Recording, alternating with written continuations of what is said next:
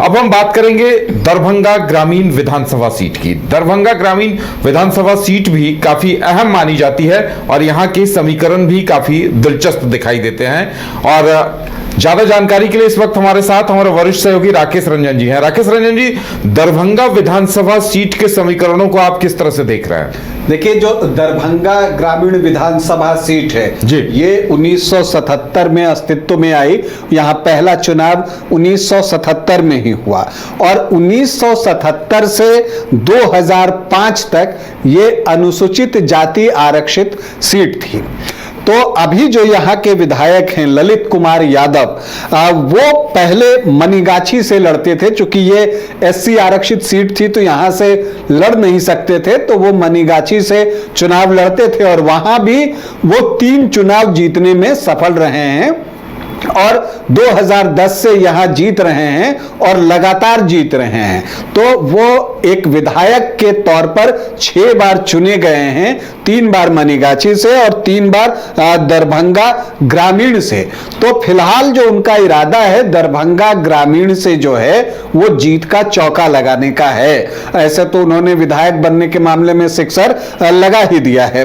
ये लोकसभा जो इसमें अगर आप देखते हैं दरभंगा लोकसभा के अंतर्गत आता है, तो ललित कुमार यादव यहां पर आरजेडी के बड़े नेता हैं। जब महागठबंधन की सरकार बनी थी तो मंत्री भी बने थे, तो उनको लोकसभा के चुनाव में भी चुनावी मैदान में उतारा गया था गोपाल जी ठाकुर के खिलाफ। हालांकि वो चुनाव जीत नहीं सके और यहां तक कि दरभंगा ग्रामीण में भी वो पीछे रह गए 24,075 वोटों से लोकसभा चुनाव में। लेकिन लोकसभा चुनाव और विधानसभा चुनाव अलग होते हैं। दरभंगा ग्रामीण को आप देखिए तो ये आरजेडी का मजबूत किला दिखता है, जिस किला को ध्वस्त करना एनडीए के लिए एक बहुत बड़ा चैलेंज है। और उसके पास क्या इतने मजबूत प्रत्याशी हैं कि वो ललित यादव जैसे कद्दावर नेता को शिकस्त दे सके, ये भी देखना जो है वो दिलचस्प होगा। हालांकि जो पिछली बार मुकाबला हुआ था वो बहुत करीबी हुआ था। हार जीत का मार्जिन जो है लगभग 2100 वोटों के आसपास ही था, 2000 से 2100 के बीच में आप कह लीजिए। तो इतने करीबी मुकाबले में ललित कुमार यादव जो है यहां से जीते थे। तो क्या इस बार एनडीए बाजी पलट देगी, यह देखना है। और यह भी देखना है कि यहां से बीजेपी जो है वो चुनाव एनडीए की तरफ से नहीं लड़ती है। तो क्या इस बार एनडीए अपनी स्ट्रैटेजी चेंज करने जा रहा है? क्या बीजेपी अपना प्रत्याशी यहां पर दे सकती है या जेडीयू ही यहां से चुनाव लड़ेगा? यह देखना भी दिलचस्प होगा। फिलहाल हम और आंकड़ों की तरफ बढ़ते हैं तो दरभंगा ग्रामीण में कुल 11 चुनाव हुए हैं 1977 से। जैसा मैंने आपको कहा कि आरजेडी का ये दुर्ग है, किला है, तो उसने यहां पर 6 बार चुनाव जीते हैं 11 चुनावों में। मतलब कि आधे से ज्यादा टाइम जो है वो आरजेडी चुनाव जीतने में सफल रही है। जबकि आरजेडी का गठन ही आप जानते हैं कि 90s में, लेट 90s में हुआ था। इसके अलावा आप देखिएगा कि यहां पर जनता दल और जनता पार्टी ने भी जीत हासिल की है 2-2 बार, और कांग्रेस को यहां सिर्फ 1 बार कामयाबी मिली है। तो जो दरभंगा ग्रामीण की सीट है वो पूरी तरह से सोशलिस्ट विचारधारा की जो पार्टियां हैं, जो वो उस विचारधारा को प्रिवेल करती हैं, उनको समर्थन करते हुए दिखती है। और यही वजह है कि यहां कांग्रेस को सिर्फ 1 सफलता मिली है। अन्य 10 अवसरों पर सोशलिस्ट पार्टियां जो है वही चुनाव जीतती रही हैं, चाहे वो आरजेडी हो, जनता पार्टी हो या जनता दल हो। अगर हम यहां पर बात करें कि यहां के पहले विधायक, तो जगदीश चौधरी यहां के पहले विधायक थे 1977 में। वो जनता पार्टी से प्रत्याशी थे और उन्होंने चुनाव जीता था। अब हम यहां के आखिरी 3 चुनावों की बात कर लेते हैं, आंकड़ों का लेखा जोखा देखते हैं कि यहां पर चुनाव किस तरह से होते हैं और जो वोट हैं वो किस तरह से अलग अलग पार्टियों के बीच में शेयर होते हैं। इसकी एक झांकी हम देख लें तो 2010 में अगर हम बात करें तो यहां पर आरजेडी से ललित कुमार यादव ही प्रत्याशी प्रत्याशी थे और उनके सामने जेडीयू ने अशरफ हुसैन को चुनावी मैदान में उतारा था। इसके अलावा मदन यादव यहां निर्दलीय चुनाव लड़ रहे थे और शमशाद अहमद खान भी निर्दलीय थे। कांग्रेस ने भी अपना प्रत्याशी दिया था और एनसीपी भी चुनाव लड़ रही थी। तो यहां क्या होता है, यहां ललित कुमार यादव को 29,776 वोट आते हैं, मतलब कि 29.27%। और अशरफ हुसैन जो जेडीयू के उम्मीदवार थे उनको आते हैं 26,100 वोट, मतलब कि 25.66%। मदन यादव निर्दलीय चुनाव लड़ते हुए 12,485 वोट ले आते हैं, 12.28% उनका वोट परसेंट रहा। और शमशाद अहमद खान जो कि निर्दलीय थे उनको भी 6,965 वोट आए, मतलब कि 6.85%। कांग्रेस छठे नंबर पर चली गई। कांग्रेस को जो है सिर्फ 4.17% जो है वोट आए यहां पर। तो एनसीपी 7वें स्थान पर रही। तो एक मल्टी कॉर्नर फाइट में यहां पर ललित कुमार यादव सिर्फ 29.27% वोट लाकर 3,676 वोटों से चुनाव जीतने में कामयाब होते हैं। और यह दरभंगा ग्रामीण विधानसभा में ललित कुमार यादव की पहली जीत थी। 2015 में महागठबंधन बनता है जिसमें कि जेडीयू भी शामिल हो जाता है, आरजेडी और कांग्रेस तो थी। तो ऐसी परिस्थिति में चूंकि ये सीट आरजेडी की थी और यहां पर प्रत्याशी ललित कुमार यादव थे, तो जेडीयू ने ये सीट छोड़ दी, जबकि वो 2010 के चुनाव में दूसरे स्थान पर रही थी और एक क्लोज फाइट में हारी थी।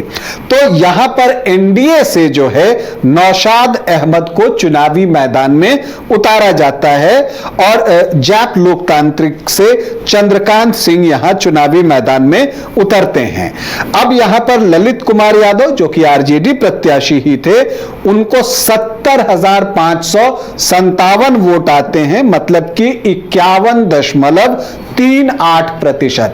और जब एक बार आप 50% का आंकड़ा क्रॉस कर लेते हैं तो फिर हारने का तो प्रश्न ही नहीं उठता। नौशाद अहमद जो हम सेकुलर जीतन राम मांझी की पार्टी के उम्मीदवार थे, उनको 36,066 मतलब कि 26.26% वोट थे। तो चंद्रकांत सिंह जो जाप लोकतांत्रिक से थे उनको 6,690 वोट आए। तो यहां पर ललित कुमार यादव को एक बड़ी जीत मिली, विशाल जीत मिली, 34,491 वोटों की। फिर 2020 आता है, जेडीयू वापस से जो है वो आपको आ जाता है एनडीए फोल्डर में। आरजेडी की ये सिटिंग सीट थी, तो फिर से वो अपने सिटिंग विधायक ललित कुमार यादव को चुनावी मैदान में उतारते हैं।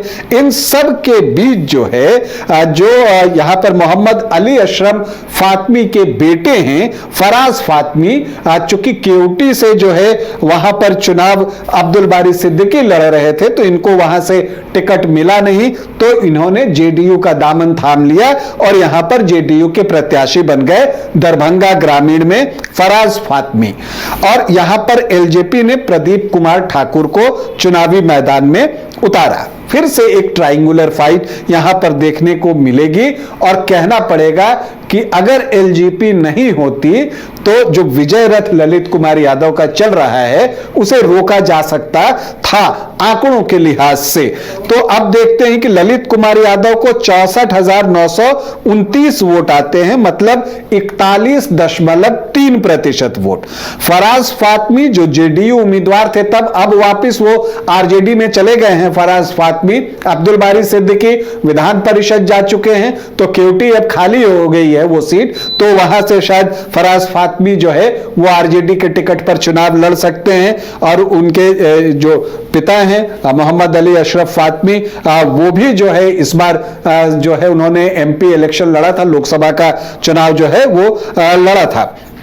प्रदीप कुमार ठाकुर जो हैं उनको 17,605 वोट आते हैं। फराज फातमी को 62,788 वोट, 39.9%। तो यहां पर जो जीत है ललित कुमार यादव की वो सिर्फ हुई 2,141 वोटों की। तो अगर आप 2015 को छोड़ दें, जब जेडीयू भी साथ में था, तब की जीत मैसिव थी, 34,500 के आसपास। अन्य दो अवसरों पर जो ललित कुमार यादव जीते हैं, तो 10 में 3,676 वोटों से और 20 में 2,141 वोटों से। यानी इस बार कांटे का मुकाबला वहां देखने को मिलेगा। जी हां, इस बार मुकाबला यहां कांटे का दिखेगा, लेकिन जो बड़ा सवाल है कि यहां प्रत्याशी कौन होंगे एनडीए की तरफ से, वो एक बड़ा सवाल है। देखिए, ललित कुमार यादव में तो कोई संशय ही नहीं है, वही उम्मीदवार होंगे, और अगर उनकी इच्छा नहीं होंगी तो उनके घर से, उनके परिवार से उनके बेटे को यहां पर चुनाव लड़ाया जा सकता है। तो एक जो आरजेडी है वो तो क्लियर है कि उसे चुनाव किसे लड़ाना है, लेकिन एनडीए के तरफ से संशय है कि वो किसे उम्मीदवार बनाए। क्योंकि उदय जी, अगर आप आंकड़ों को देखिए, जब से ये सीट सामान्य हुई है 2010 से, तो तीनों ही बार एनडीए ने जो यहां प्रत्याशी दिया है वो मुस्लिम प्रत्याशी दिया है।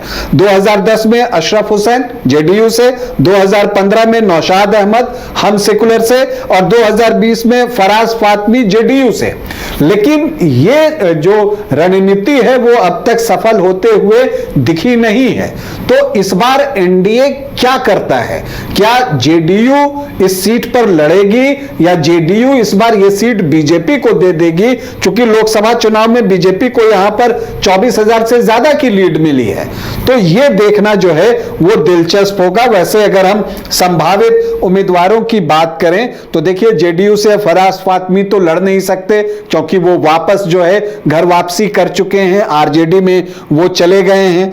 जहां तक आप जेडीयू की बात कीजिए तो जो अशरफ हुसैन थे वो इन दिनों काफी सक्रिय हैं, जो 2010 में चुनाव लड़े थे जेडीयू के टिकट पर, और जेडीयू के बड़े नेताओं में उनकी गिनती भी होती है इस क्षेत्र में, और वो संगठन में काम भी करते हैं। तो उनका दावा जो है वो मजबूत दिखता है। और जहां तक एक और उम्मीदवार की चर्चा हो रही है, वो बीजेपी के ब्रह्मानंद यादव हैं, उनकी चर्चा हो रही है। क्योंकि यादव के खिलाफ यादव अगर उतारा जाए, चूंकि तीनों बार मुस्लिम कैंडिडेट एनडीए ने दिए, वो रणनीति सफल नहीं हुई, तो इस बार हो सकता है कि किसी यादव को ही कैंडिडेट बनाया जाए, क्योंकि यहां पर जो एमवाई है वो बहुत स्ट्रांग है। तो ऐसी परिस्थिति में एम को पहले तोड़ने की कोशिश हुई कि हाँ उसमें से वोट इनकी तरफ आ जाए, सेंधमारी में सफल नहीं हो सके। अब वाई से सेंधमारी की कोशिश जो है वो एनडीए की हो सकती है, ऐसा दिखता है। तो ये कुछ संभावित उम्मीदवार हैं। यहां पर जनसुराज के प्रत्याशी भी मेहनत कर रहे हैं, प्रशांत किशोर भी, उनकी भी कोशिश है कि दरभंगा इलाके में अपनी पैठ जो है वो बनाई जाए।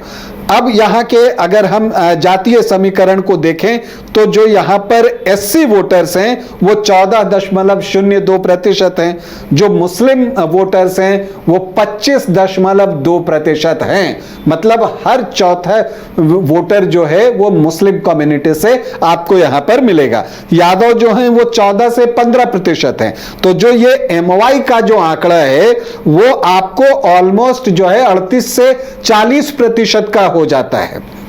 और इसमें मल्लाह वोटर्स को अगर आप जोड़ लीजिए तो वो 6 से 7% हो जाता है। तो जो यहां पर जो आरजेडी का ब्लॉक बन रहा है वो 47% के आसपास दिखता है। जबकि अगर आप इधर एनडीए से देखें तो जो यहां ब्राह्मण हैं वो 13 से 13.5%, राजपूत जो हैं वो 1 से 1.5%, कोयरी कुर्मी धानुक 9 से 9.5%, वैश्य जो हैं 5 से 6%, और अदर जो बच जाते हैं ओबीसी ईबीसी वो आपको यहां पर रह जाते हैं। तो यहां पर जो एनडीए की कोशिश होगी कि जो आरजेडी के परंपरागत वोट हैं और इसके अलावा मुकेश सहनी अगर वोटों का ट्रांसफर करवा रहे हैं आरजेडी की तरफ, तो वो जो एक नुकसान हो रहा है इसकी भरपाई के लिए वो मुस्लिम या यादव या मल्लाह में से किसी एक को अपनी तरफ से प्रत्याशी बनाए। ये जो है रणनीति एनडीए की हो सकती है, और अगर ऐसा होता है तो क्या होता है ये देखना जो है दिलचस्प होगा। इसके अलावा एनडीए की कोशिश होगी कि वो आमने सामने की लड़ाई हो, तो वो यहां पर उसके लिए बेहतर हो सकता है। लोजपा का भी वोट बैंक यहां अच्छा खासा दिखाई देता है। या पिछली बार अगर आप देखें तो 40% के आसपास फराज फातमी जो जेडीयू से थे और प्रदीप कुमार ठाकुर को 11.2, तो वो 50% का आंकड़ा क्रॉस था, लेकिन एलजेपी ने वहां पर डेंट किया था। और एलजेपी के वोट देखिए, यहां पर ब्राह्मण वोटर्स की संख्या अच्छी है, तो जब कोई ब्राह्मण कैंडिडेट होता है वो उसकी तरफ वोट करते हैं। ये चीजें बिहार में आप कहीं पर भी देख लें तो जिस जाति के उम्मीदवार होते हैं उनकी जाति के ज्यादातर लोग जो है उनको वोट करते हुए दिखते हैं, भले ही परंपरागत रूप से वो किसी पार्टी को वोट करते हों। तो ये चीज जो है वो आपको बिहार में एक ट्रेंड दिखता है। तो इस बार जो दरभंगा ग्रामीण का चुनाव होगा, यह देखते हुए कि 2020 में ललित यादव की जीत सिर्फ 2141 वोटों की थी और लोकसभा में यहां से बीजेपी को 24,000 से ज्यादा की लीड मिली है। हम दरभंगा ग्रामीण में एक कांटे के मुकाबले की उम्मीद एक बार फिर से कर रहे हैं, और इस कांटे के मुकाबले में जीत किसकी होगी फिलवक्त बताना मुश्किल है। चलिए, तो अब देखने वाली बात यह होगी कि दरभंगा ग्रामीण में समीकरण क्या कुछ उभर कर सामने आते हैं। एनडीए और महागठबंधन किस तरह से गठबंधन करती हैं, और जो तीसरी पार्टियां हैं वो तीसरा कोण पैदा करने में, तीसरा कोण बनाने में कहां तक कामयाब रहेंगी, इस पर भी समीकरण निर्भर करेंगे।